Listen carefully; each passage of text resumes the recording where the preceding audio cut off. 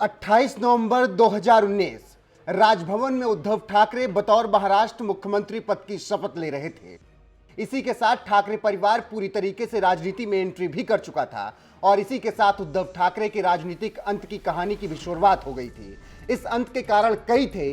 सीधे तौर पर कहें तो आज जो कुछ भी हो रहा है उसकी पटकथा तभी से लिखी जानी शुरू हो गई थी। दरअसल हुआ यह कि शिवसेना और बीजेपी ने साथ मिलकर 2019 का विधानसभा चुनाव लड़ा। 24 अक्टूबर 2019 को चुनावी नतीजे आए तो शिवसेना ने 56 सीटें जीती, जबकि बीजेपी सबसे बड़ी पार्टी बनकर उभरी और 105 सीट पर जीत दर्ज की। यूपीए गठबंधन वाली एनसीपी ने 54 सीट पर जीत हासिल की और कांग्रेस के खाते में 44 सीटें आई।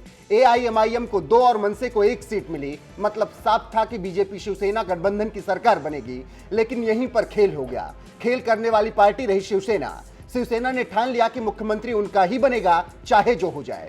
बयानबाजी करना शिवसेना का स्वभाव और धर्म नहीं है, ये पहला सवाल। दूसरी बात, मुख्यमंत्री शिवसेना का बनेगा। संजय राउत ने कमान संभाली और बीजेपी से अलग होने का मन बना लिया। उद्धव ठाकरे को सीएम बनाने के लिए शिवसेना ने जान लगा दी। परिणाम यह हुआ कि बीजेपी से गठबंधन टूट गया, लेकिन बीजेपी ने भी पूरा दम लगाया और गठबंधन टूटने के बावजूद अचानक से 23 नवंबर की सुबह सुबह देवेंद्र फडणवीस ने सीएम पद की शपथ ले ली और एनसीपी के अजीत पवार को अपनी तरफ करके उन्हें डिप्टी सीएम पद की शपथ दिला दी। लेकिन यह गठबंधन बेमेल रहा। शरद पवार नहीं माने और अजीत पवार को आखिर अपने खेमे में लौटना ही पड़ा। 26 नवंबर को फडणवीस को इस्तीफा देना पड़ा। बीजेपी के मंसूबों पर पानी फिर गया। शिवसेना ने अपनी बातचीत दूसरी पार्टियों से जारी रखी। बाद में अपनी विचारधारा से विपरीत जाते हुए कांग्रेस और एनसीपी के साथ सरकार बना ली। शिवसेना ने उस कांग्रेस से हाथ मिलाया जिससे बाला साहब ठाकरे सबसे ज्यादा चिढ़ते थे। दरअसल महाराष्ट्र में शिवसेना काफी सालों से हिंदुत्व की राजनीति करती रही।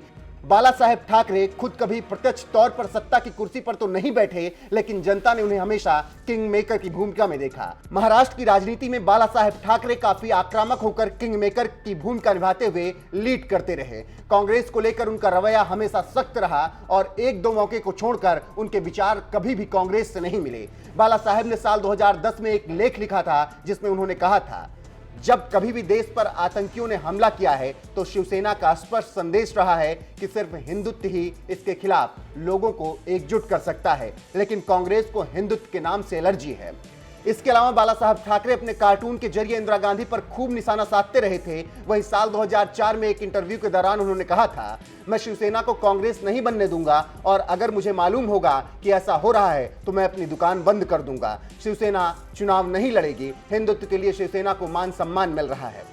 अब आप ही सोचिए, जिस पार्टी के संस्थापक के ऐसे विचार रहे हों, वो पार्टी कुर्सी के लिए अपनी विचारधारा बदल ले और केवल दिखावा करे कि वो हिंदुत्व के लिए लड़ रहे हैं, तो सवाल उठने लाजमी है। इसीलिए कहा जा रहा है कि सबसे पहले तो ठाकरे परिवार ने चुनाव लड़कर गलती की, फिर कुर्सी के लिए विचारधारा से समझौता कर रही सही कसर भी पूरी कर दी। शायद जो आज हो रहा है वो इसके लिए खुद जिम्मेदार हैं। उद्धव गुट और शिंदे गुट आमने सामने अपनी जिद पर कायम है। बीजेपी अपने पत्ते अभी नहीं खोल रही है। ऐसे में देखना है कि आगे क्या कुछ होता है, लेकिन इतना तो साफ झलक रहा है कि ठाकरे परिवार का पहली बार चुनाव लड़ना, फिर किंग मेकर की भूमिका छोड़कर किंग बनना, उससे भी बड़ा सत्ता की लालच में विचारधारा से समझौता करना उन पर भारी पड़ रहा है। इसीलिए कहा जा रहा है कि 28 नवंबर 2019 को सत्ता पर पहली बार बैठते ही उद्धव ठाकरे ने अपनी राजनीतिक सफर के अंत की कहानी खुद ही लिख दी थी।